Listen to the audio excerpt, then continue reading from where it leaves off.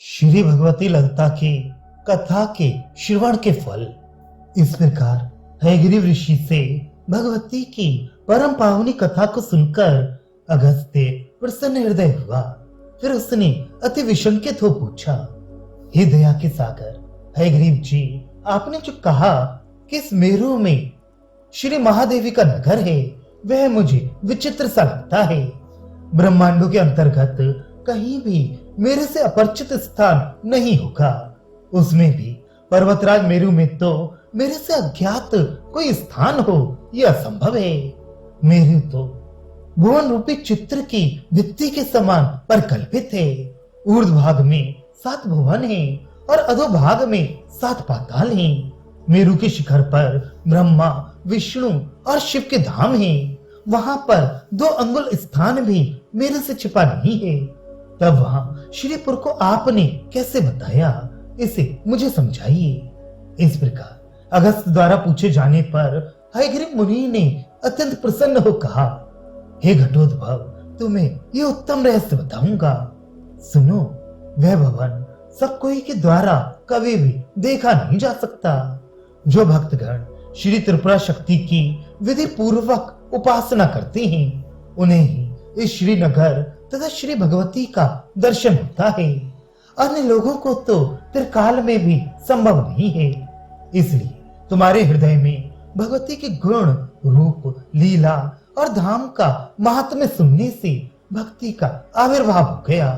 अतः जिस व्यक्ति को परा की भक्ति सुलभ हो जाती है, उसके लिए सब कुछ ही पाने योग्य हो जाता है।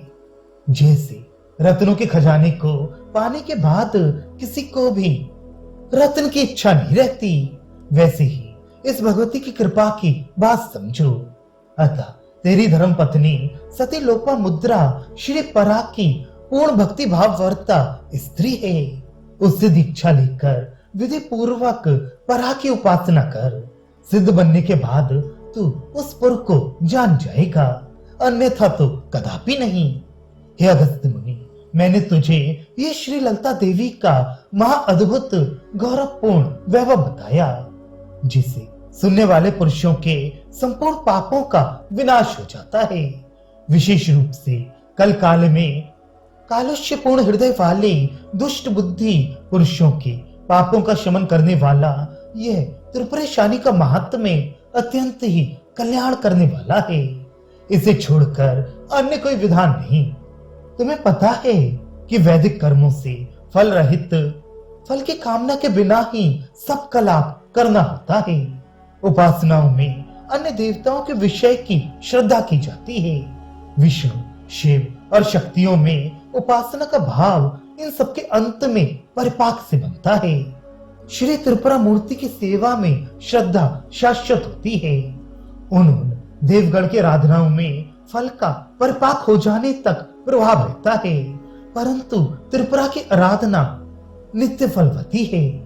इसके आराधन करने से ही स्वात्म रूप वाली चिदानंद घना अद्वैमय संपूर्ण लोकों के महेश्वरी को जानकर भली प्रकार अव्यक्त हुए परमेश्वर्य वाला भक्त फिर मार्त गर्भ में जन्म ग्रहण नहीं करता। इस प्रकार अपने आत्म पद को प्राप्त करने में यह प्रथम सोपान है, जो श्री पराशक्ति के महात्म्य के वैभव की उन्नति का श्रवण स्वरूप है। इसलिए सर्वथा अपने श्रेय को चाहने वाले मनुष्य को सबसे प्रथम भगवती के महात्म्य को सुनना चाहिए। ये निश्चय ही पापों का शमन करने वाला, संपूर्ण अभीष्ट फलों को प्राप्त कराने वाला है, जो भगवती में भक्ति उत्पन्न करवाकर अनायास ही भव चक्र के परम भय से छुटकारा करा देता है। ये कहकर अगस्त के द्वारा अतिशय रूप में पूजित हो उससे अच्छे प्रकार पूछकर अपनी ईश दिशा को वह ईश्वरता को प्राप्त मुनिराज हयग्रीव विदा हो गए। दत्तात्रेय जी कहते हैं, हे परशुराम, इस रूप में ये तुझे भगवती श्री त्रिपुरा ललिता की मंगलमयी कल्याणकारिणी कथा सुनाई।